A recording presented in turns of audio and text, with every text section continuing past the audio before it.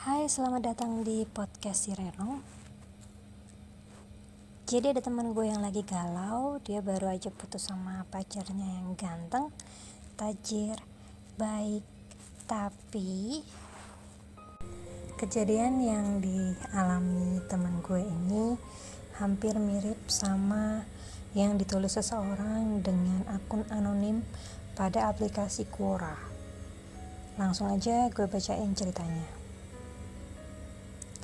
Ini terjadi sekitar 3 tahun yang lalu, ketika saya sedang kenal dekat dengan seseorang pria bernama Tono.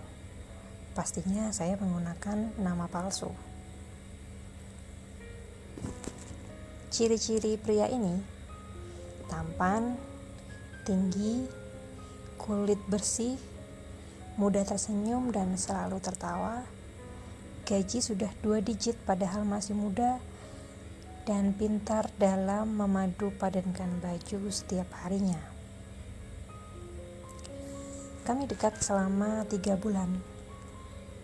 Ketika dekat dengan dia, saya sering jalan-jalan dan nonton bareng. Lagi-lagi saya menemukan sisi positifnya dia. Dia selalu mentraktir saya dan suaranya bagus. Kalau karaokean, saya paling sering mendengar lantunan suaranya yang bikin hati meleleh. Setelah dekat beberapa bulan, dia menyatakan perasaannya kepada saya. Tentu saja saya terima. Kapan lagi saya menang tanda kutip undian seperti ini? Saya seperti sedang menang lotre. Setelah hubungan kami berjalan beberapa saat, jiwa posesif saya mulai bergetar. Saya takut dia berpaling dari saya. Maka dari itu saya minta cek HP-nya. Tapi dia tidak mau. Dia berdalih kalau kita sudah sama-sama dewasa. Jadi tidak perlu cek HP. Waktu dia ngomong begitu, saya iyakan saja kata-katanya. Padahal dalam hati saya masih sangat amat khawatir dan resah. Saya takut jika dia berpaling dari saya.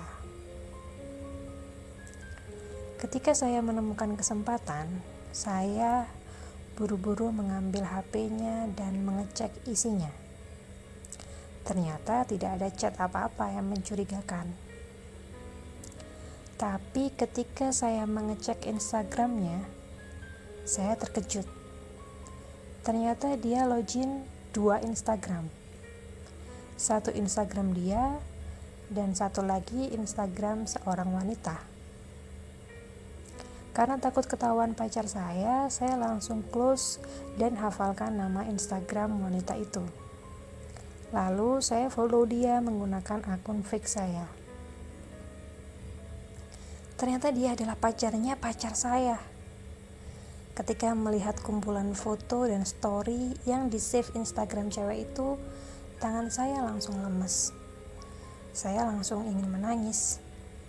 Ternyata pacar saya sudah punya pacar dari kampung tempat dia tinggal sebelum merantau.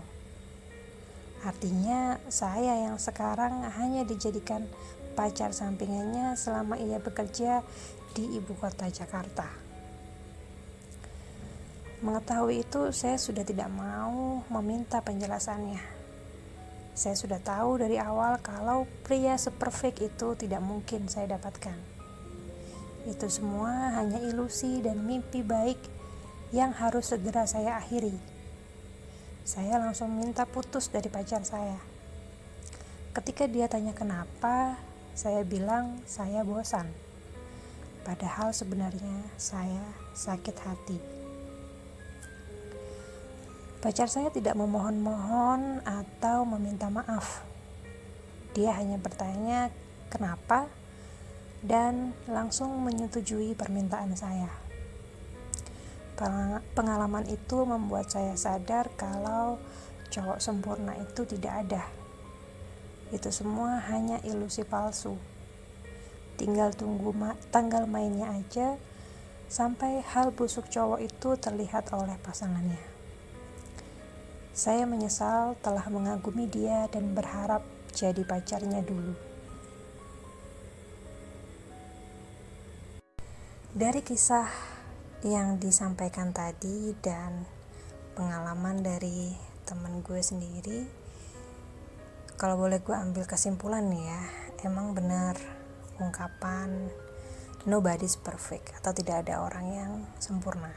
Semua pasti punya sisi baik dan buruk. Yang menurut kita luar biasa sebenarnya juga punya kelemahan yang kadang gak bisa kita langsung tahu. Butuh proses atau waktu sampai akhirnya kita menyadari itu. Tapi bukan berarti kita harus suudzon atau negative thinking dengan orang lain ya. Misal nih, lo baru aja mencoba memulai hubungan dengan orang yang kayaknya too good to be true buat lo. Ya, yang hampir sempurna gitu ya sosoknya. Terus lo mikir, wah jangan-jangan nanti dia selingkuh. Jangan-jangan dia cuma manfaatin gue. Dan seterusnya dan seterusnya. Ya, nggak gitu juga. Jalani aja mengalir apa adanya. Apapun yang lo alami atau bakal lo alami pasti punya pembelajaran sendiri buat lo. Punya pacar tampan atau menarik pasti semacam anugerah buat sebagian cewek. Tapi ternyata nggak semua cewek punya pemikiran yang sama. Sebagian ada yang beranggapan kalau punya pacar tampan ya ceweknya juga harus pintar merawat diri. Belum lagi nanti ada kasak-kusuk yang beredar, yang cowok cakep kok mau ya sama ceweknya yang dekil, misalnya gitu kan. Omongan orang kan lebih pedas dari level-level ayam geprek terkenal itu ya. Gimana nih, ada yang punya pengalaman yang sama atau ingin menyanggah opini gue barusan? Bisa lanjut di kolom komentar ya. Oke, cukup sekian dulu podcast si Renong episode kali ini. Seperti biasa, kritik dan saran bisa disampaikan di kolom komentar atau via email sireno9@gmail.com. Pengen sharing pengalaman cinta dan hidup lo juga silahkan banget. Sangat ditunggu di email sireno9@gmail.com. Jangan lupa subscribe dan aktifkan lonceng notifikasi ya. Akhir kata, terima kasih sudah mendengarkan podcast si Reno. Sampai jumpa di episode selanjutnya. Dadah.